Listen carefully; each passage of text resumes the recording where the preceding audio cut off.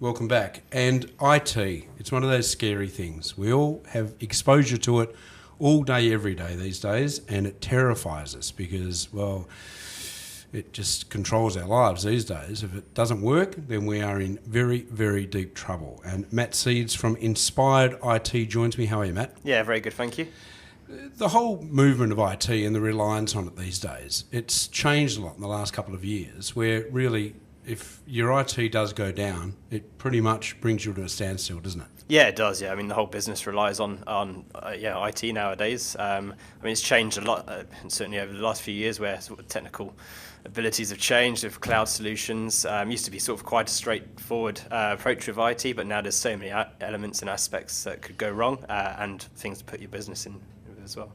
The introduction of the cloud-based stuff, that's made a massive difference, hasn't it? It has, yeah. It's given companies flexibility, so they can grow quickly, and they can also reduce their expenditure pretty quickly as well. So is there a disadvantage of what the cloud system brings to you? With the cloud, I mean, it can bring an extra cost, but then you get the extra flexibility. So it's some clients still like their on-site traditional IT, which we call it, but the cloud is there for them, and with that as well, the licensing has changed as well, so you can pay monthly. You don't have to have a big initial cost. You can spread that over on a monthly and rent the licensing. Yeah, sure.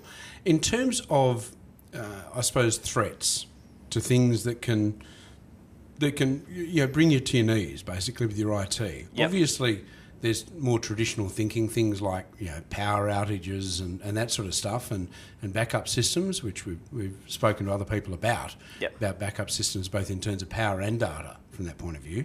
And the data backup, I suppose, the cloud systems then come into play there as well. But in terms of, we're constantly seeing these things on TV about another virus and another this, another that. How real is that threat? Yeah, it's big. It's one of the biggest threats, for businesses worldwide. I'd say in 2015, I think it was reported on $325 million worth of damages around ransomware. Wow. And it's set to grow in 2016. So it's a big threat, and businesses need to be aware of it.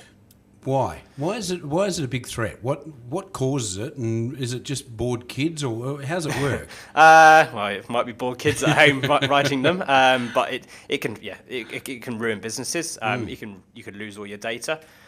So there's a lot of things that can happen. So your data get encrypted, and you have to obviously pay, or you're held to ransom to retrieve your data. So if you don't have decent sort of backups in place, then you have to pay that data, or risk you losing your data to recover it. So in terms of what a business can do, so if they're critical stuff, as in there's a database of customers, there's all your financial records, there's all the rest of it. What can a business do to try and take reasonable steps to look after itself? Yep. So there's 3 steps. So certainly one is educate your staff. So give them templates or show them what not to click on. So there's plenty of examples with like ANZ banking, or someone, you get an email in, you think, oh yeah, it's me. I click on it, and then it downloads and then encrypts your files. It can happen in a split second. So it's really crucial that you do sort of teach your staff and educate them really.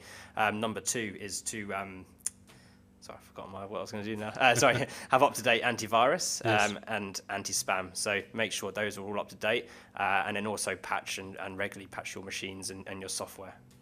In terms of what to do with your software and your machines and stuff, what's involved in that? Well, just make sure that antivirus is installed. So a lot of people don't check their antivirus on a regular basis. Make sure it's up to date. It's on the latest product version. A lot of the antivirus software has ransomware protection in it now, and then obviously anti-spam as well. So that reduces your email that come into you, and then it can also reduce the infection. What we can supply is, or a lot of companies are now supplying, is your anti-spam protection, your antivirus protection in the cloud. So before it hits you, if you have on-site Exchange servers, it gets resolved or cleared before it hits your on-site server, and certainly in the cloud as well, you can have another protection in there as well. In terms of trying to keep up with it all, I mean, it's just moving at a ridiculous pace now, and there's new technologies, there's new methods of doing this, there's new everything at just every day, basically. How does a company stay at the forefront of knowing what the hell's going on and what's available and what's working, what's not?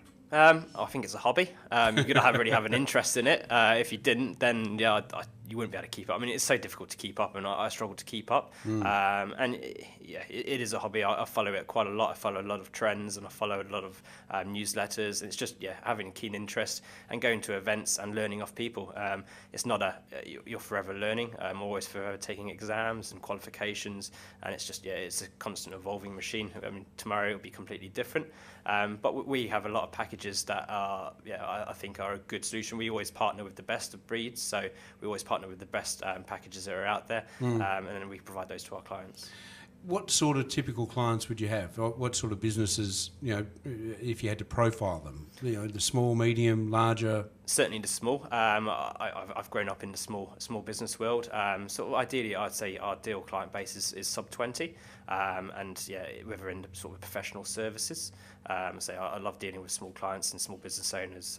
That's really sort of the market I'm after. And I love meeting new people and supplying good IT services and having uptime for IT. If systems go down, I mean, you obviously lose a lot of money. And we all our services try to increase uptime and be proactive in our maintenance and monitoring. Do you find when you start to talk to someone, like at a District 32 networking function or whatever, and you start talking IT, that they sort of glaze over and it's like, what language is this bloke talking? Yeah, I just thought you were glazing over a little bit there. I was just trying to process what you were saying there. I was sort of, and I'd like to think I know a little bit, but it is like a different language, and it's a foreign language. And if you run a business, you're sitting there going, that's whatever it is I do. And all of a sudden, but the technology part is such a critical part of it. I need to understand more about it or be aware of it at least, whatever. How do you break that communication barrier? Try and break it down as sort of a lowest level so that you understand, say, well, if you get this, your system will be down, you won't be able to email and will work. But we try to break it down. I mean, it is very complex. It's getting more and more complex, but try and just break it down at a nice user level. And I say we always try and be friendly and hopefully like to be approachable as well. And that's sort of one of our sort of main aims really as a business. With the antivirus stuff, there's a fair bit on the market. Yep. Some of it's obviously better than others. Yep. If you had to give a recommendation for someone that just wanted to do something just to go, okay, I should do something, whatever it is. I mean, with Windows 10, I mean, there is antivirus inbuilt, and that's pretty good software. But I mean, the big ones like Symantec, Norton, Sophos, they're all good. So I mean, any protection is better than no protection. Yes. And also be careful what you click on. I mean, I think going back to we didn't actually add the third one, which is having a decent backup solution and a disaster recovery. So I mean, modern day backups can take snapshots of files every minimum of 5 minutes. So you could recover it at that point in time, at that certain point in time, and lose no data. So it's important to have a decent backup structure and a business continuity plan in place. Yeah.